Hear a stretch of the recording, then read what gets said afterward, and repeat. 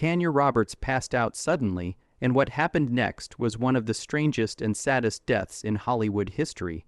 The Charlie's Angels star disappeared, leaving behind an empty house, a partner who loved her but was having a hard time, and a lot of open questions. In her last days, there was chaos, false reports of her death, and silence from the business she once sparked. Here is the scary truth about what Tanya Roberts left behind. Do not miss it. On December 23, 2020, Tanya Roberts, the beautiful Bond girl and well-known star of that 70s show, went on what looked like a pleasant walk. Roberts liked spending time outside and was known for living a healthy life. She often went for long walks to keep her body and mind in good shape. That day, though, was the start of a sudden and terrible fall in her health. While she was hiking, she felt sharp pain in her lower abdomen and had trouble breathing. Even though the symptoms were very worrying, Roberts decided to go home and rest at first because he thought it might just be tiredness or a short-term illness. Things became very scary in the early hours of December 24th, though. While Roberts was trying to get out of bed, she fell to the floor and couldn't stand up. Lance O'Brien, her longtime partner, rushed to her help and made sure she was taken right away to Cedars-Sinai Hospital in Los Angeles.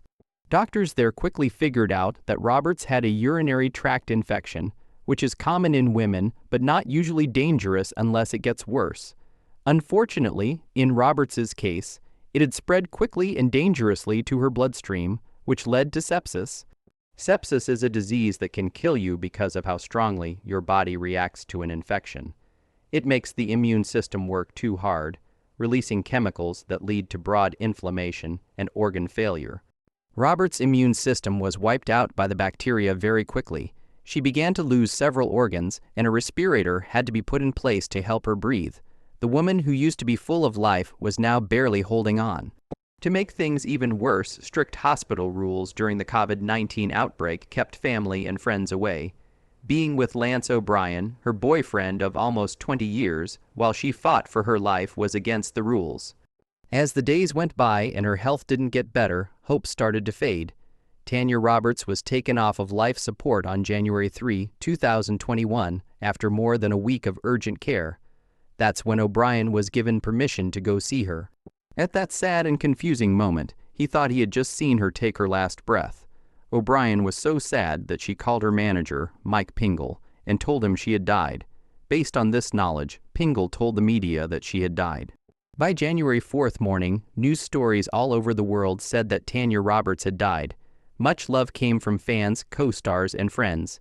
In a strange turn of events, Cedars-Sinai, I called O'Brien later that day to let him know that Roberts was still living, though in critical condition.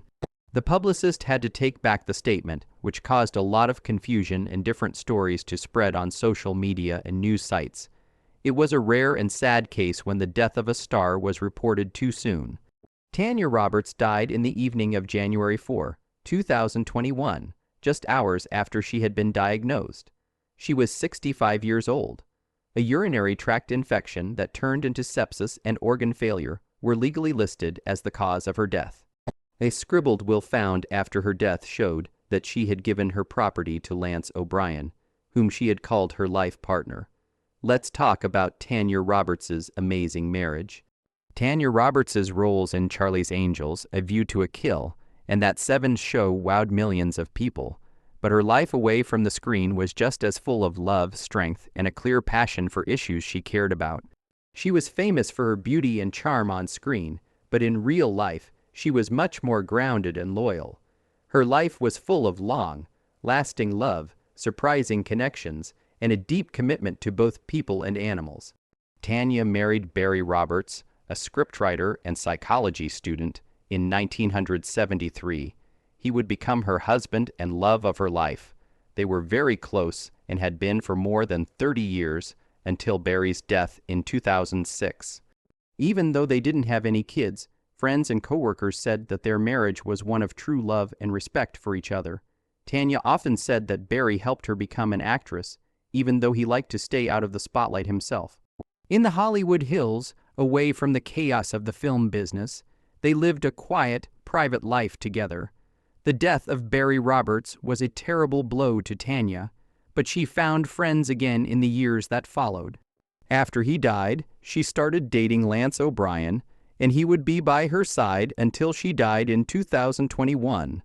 There was no marriage between them, but they were very close, and Tanya called him her life partner. In her handwritten will, she made O'Brien the only person who would get her fortune. This shows how important their relationship was to her. There was also a family link between Tanya and one of the most famous counterculture figures of the 20th century. Tim Lowry, a famous Harvard psychologist and supporter of psychedelics in the 1960s, used to be married to her sister Barbara Chase. Tanya didn't talk much about this connection in public, but it added an interesting layer to her family history and suggested that she had been in touch with some of the most interesting people in modern American history. Tanya Roberts was an actress, but she also worked hard for animal rights. A spokeswoman for her said that she really cared about animals and loved them very much. The causes she backed and the way she lived her life showed this part of who she was. Even though Tanya's work started to slow down in the 2000s, she continued to speak out for animals and often used her fame to bring attention to shelters and rescue groups. But her love for theater never went away. She wrote the introduction to The Fan, Friendly Q Guide to Charlie's Angels in 2008, which was a celebration of the show's lasting cultural effect. She did this to show that she respected the show's history and wanted to connect with fans who still loved her as Julie Rogers. Tanya learned to deal with the COVID-19 pandemic that shut down normal life around the world in 2020 with grace and excitement. She was busy on social media sites like Facebook and Twitter, and she talked to fans through video chats on Facebook and Zoom. Tanya showed a different side in these interactions. She was friendly, interested, and eager to talk to people who had been following her work for decades. Her readiness to reach out during a time when the world felt alone won her new fans and reminded old fans of how charming she still was. Of all the things that represent Tanya Roberts' heritage, her beloved home in the middle of Los Angeles' Laurel Canyon may be the one that best captures her spirit. Laurel Canyon has a long history of housing singers, artists, and actors. It gave Roberts privacy, status, and a peaceful escape from the busy life of Hollywood. In the Hollywood Hills, this mid-century modern home became her safe haven, a place where she lived quietly, loved deeply, and finally spent her last years. The building, which was completed in 1962, perfectly reflected the style of architecture popular in Southern California after World War II. Tanya bought the house in November 1999 for about $780,000. This was a long time ago, before the area's real estate market became as expensive as it is now. She was already well known at that point because of her parts in Charlie's Angels, The Beastmaster, and that '75 show. But the star wanted something more real, a place with beauty, peace, and the privacy she loved, and she found it in this one. 15-acre house with a gate. The house was made to show off the beautiful scenery around it. It has 4 large bedrooms and 3.5 bathrooms. Glass windows that went from floor to ceiling let in a lot of natural light from the lush grass and stunning canyon views. From different parts of the house, you could see how well the building and nature blended together. This is a common theme in mid-century modern design, but it's rarely done with such peace. The outside features made the house even more charming and unique. A peaceful koi pond with a footbridge was like a Zen garden in the middle of the city, and the terracotta tiles on the floor made the room feel warm and old-fashioned. Roberts and her longtime partner, Lance O'Brien, liked the home's large outdoor living spaces, which included a bar that was great for entertaining guests, but it was also the kind of place where people liked to be alone. It was great for quiet mornings, romantic nights, and thinking, which were things Tanya valued more when she wasn't in the spotlight.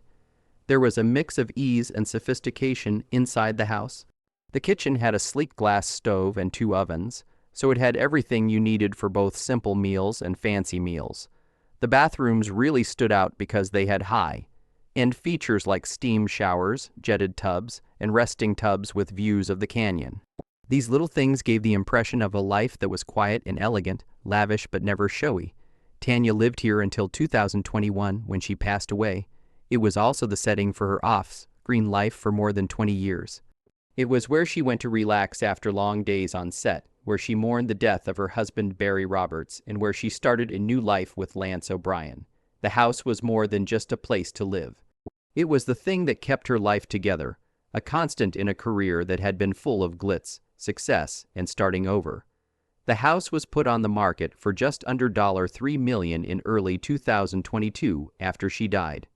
The listing from the Cream Group highlighted the home's mid-century charm that had been preserved and its possibility for thoughtful restoration. The house kept some of its original features, but it could also be used in new ways. And just like Tanya's work, which changed genres and decades but never lost its core, not many people will know this about Tanya Roberts. It wasn't until 1949 that she became famous as a Bond girl and TV star. Her real name was Victoria Lee Bloom. It was widely reported for years that she was born in 1955, which is normal in Hollywood to keep up the impression that stars are young. Her background was an interesting mix of European heritage, artistic curiosity, and American reinvention. She grew up in a family with a lot of intellectual depth and quiet drive. Oscar Maximilian Bloom, her father, was born and raised in New York, but had family roots in Europe. Oscar Bloom's dad, Theodore Bloom, moved to New York from Vienna, Austria, in 1904. Theodore wasn't just a newcomer in search of a better life. Blum was one of the first people in America to use local anesthesia and X-rays in dental care. His name will go down in the history of early medical innovation in the United States. This history of education and science progress was passed down to Oscar. He got his bachelor's degree from Cornell University in 1934 and soon after started medical school there. Even though things looked good at first, Oscar's work went in a different direction than medicine. By 1940, he was working as an assistant manager for a music publishing house in New York City. This change in his job may have had an effect on his daughter's desire to be creative later on.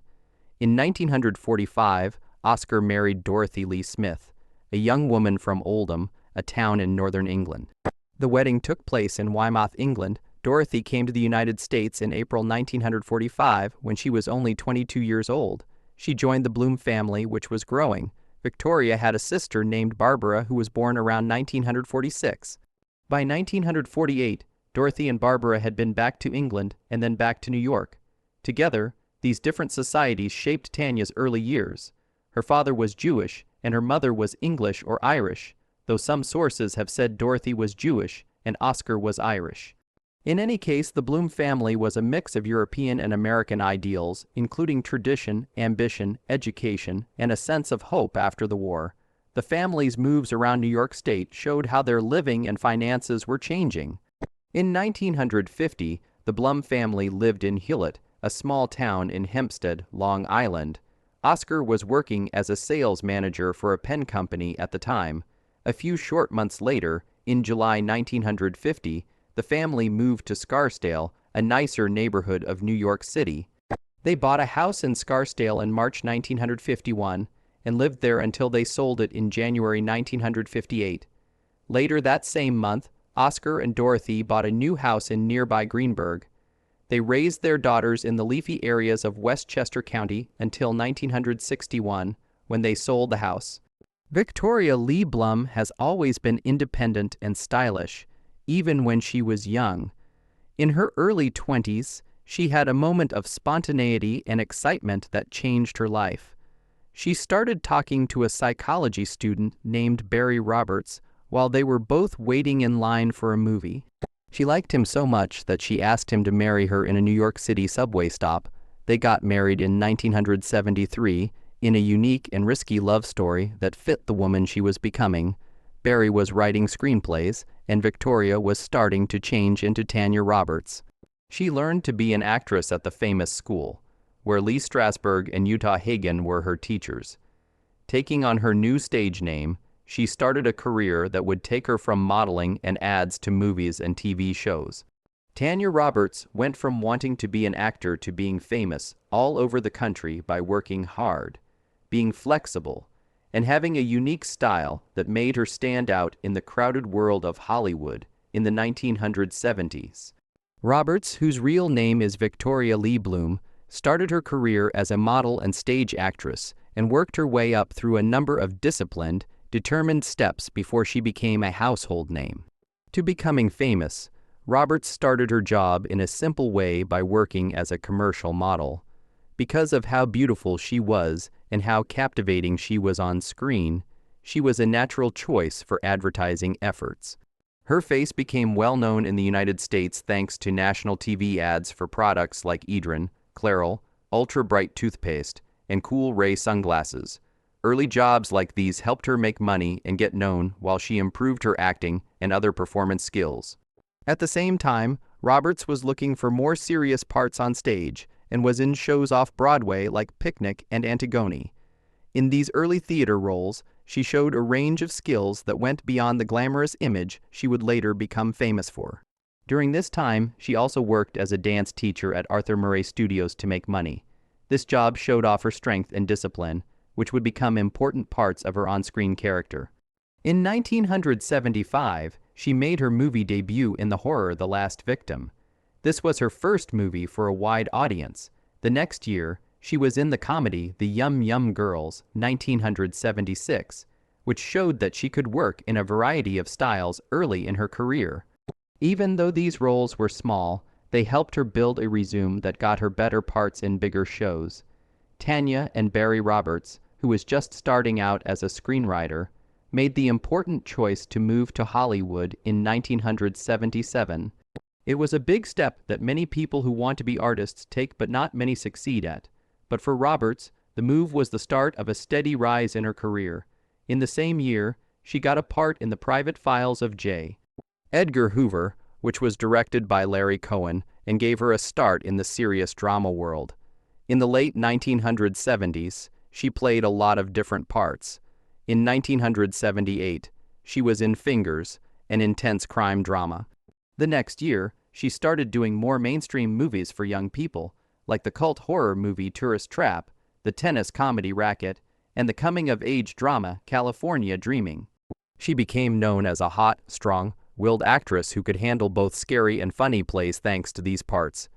During this time, she was also in a number of TV shows, such as Zuma Beach 1978, Pleasure Cove 1979, and W. Kiki 1980. Even though none of these shows were picked up for full seasons, they showed how well-known she was becoming in the business and gave fans a taste of what she could do on regular TV. In 1980, they finally made that big step forward.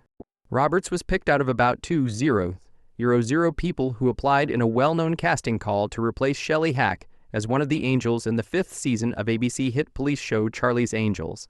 She was cast as Julie Rogers, a tough, guy fighter with a lot of street smarts who was supposed to bring new life to the dying series. Julie was different from other angels because she used her hands and street smarts instead of charm and sleuthing. She had a rougher, more physical presence. There was a lot of talk in the news about whether Roberts could save the show.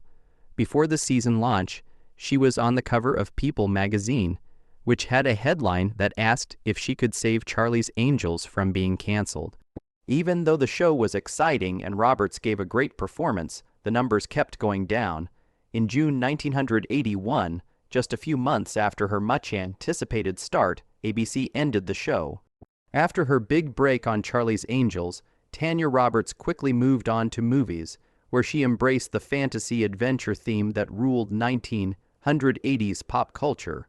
Because she was hot, athletic, and charismatic on screen, she was a natural choice for otherworldly heroines. She quickly became the star of a number of memorable, if often poorly received, cult favorites.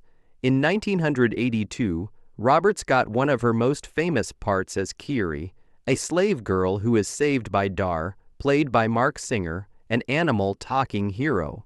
Don Coscarelli directed this huge sword and sorcery tale that mixed action, magic, and fantasy into a beautiful package. The Beastmaster wasn't a huge hit at the box office when it came out, but it gained a huge cult following over the years thanks to endless reruns on cable TV, especially on TBS. This helped make Roberts' performance legendary for a whole generation of fans. Roberts was on the cover of the October 1982 issue of Playboy magazine in a naked photo shoot to promote the movie Beastmaster. Her look wasn't just a way to get attention. It was, well, land and fit in with how the fantasy genre was marketed at the time, which was about sex. The photo spread helped her become better known and strengthened the idea that she was a strong, seductive screen presence who wasn't afraid to take risks in her work. In 1984, Roberts went to Italy to be in Hearts and Armor 1983, which was also called Palladini, story d'armi ed re in Italian and Paladins, the story of love and arms in English. The movie was a fancy medieval fantasy with warriors, duels, and a love story that was doomed to fail. It was loosely based on Ludovico Ariosto's Renaissance epic poem, Orlando Furioso. Roberts played a fierce and ethereal female fighter, playing the archetype of the wild, exotic beauty who both charms and challenges the male leads. Hearts and Armor wasn't very popular in the US, but it added to her growing list of magical projects and showed how popular she is around the world. In the same year, Roberts switched genres to star in the crime thriller Murder Me, Murder You 1983, a TV movie based on Mickey Spillane's famous hard-boiled detective Mike Hammer. Stacy Keach played Hammer's loyal and attractive secretary. Roberts played the part with a sweet and smart energy. The movie was actually a sneak peek at the TV show Mickey Spillane's Mike Hammer, which came after, but when Roberts was offered the chance to play the same character in the ongoing series, she turned it down. This led her back to more bold, but not always successful, feature films. The next project was 1984's Sheena, Queen of the Jungle, a big-budget movie based on the comic book figure who was basically Tarzan for women. Roberts was chosen to play the lead part of Sheena, a woman who grows up in the African jungle and is then hired to protect animals and native groups. The movie tried to make Roberts look like a female action star by having her do difficult tasks, interact with animals, and be in exciting, dangerous scenes while wearing a simple loincloth-style costume. Sheena didn't click with audiences or critics, which was a shame. The movie did poorly at the box office and was panned for having a confusing story and a tone that wasn't consistent. Roberts was nominated for a RZZY Award for Worst Actress, even though she was committed to the part. The critics were especially mean. Pauline Kael, a famous reviewer for The New Yorker, wrote that her performance was not good because she looked like she was staring at a comic book and called her a walking, talking icon. Even though the phrase was meant to be critical, it perfectly captured Roberts' appeal.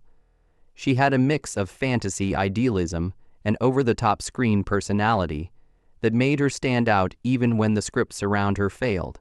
Tanya Roberts became the most famous actress in the world when she played the coveted Bond girl in 1985. This part made her famous all over the world, but it also earned her a lot of criticism.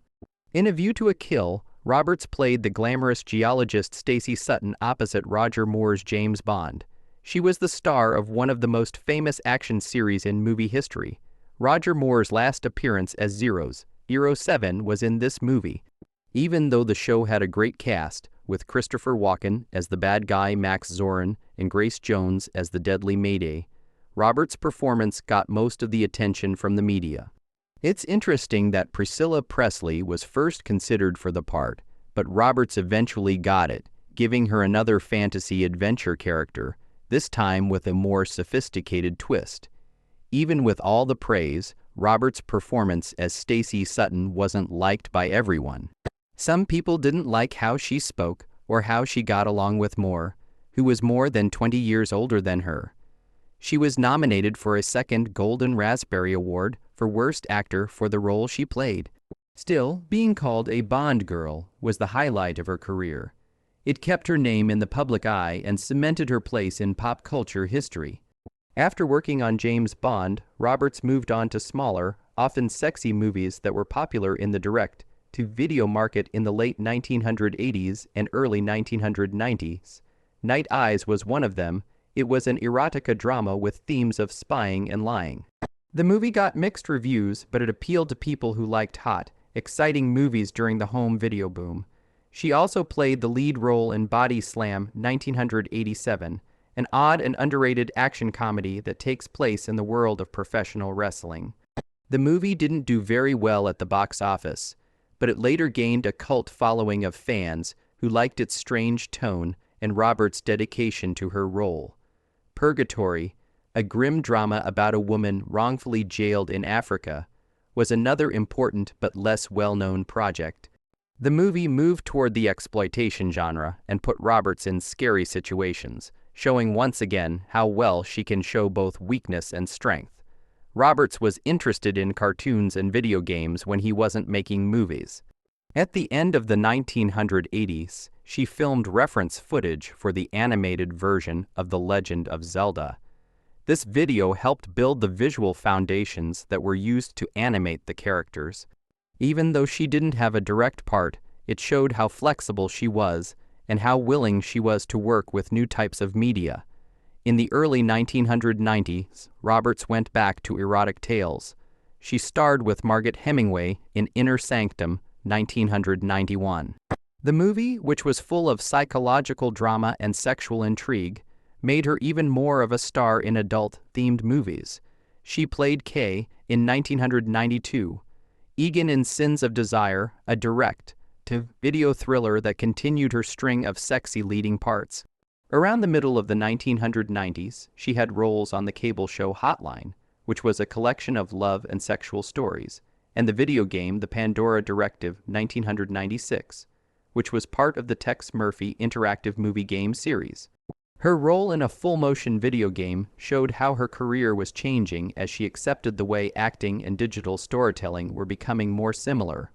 Roberts surprised everyone by coming back to popular TV in 1998 with the hit sitcom That Seven's Show, where she played Amajay Piniyati. Roberts was loved by fans for her comedic timing and endearing lack of idea as Donna's pretty but a little clumsy mother.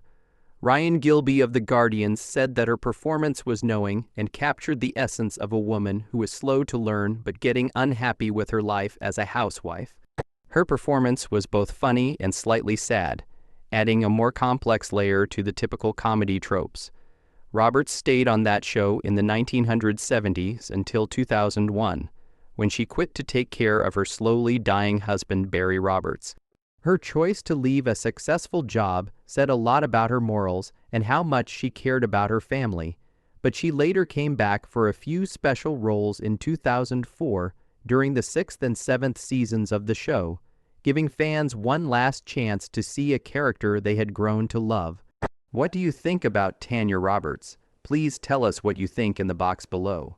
We hope this video was helpful for you. Kindly click like, share, and subscribe if you enjoy the video. Glad you watched and see you in the next film. Thank you.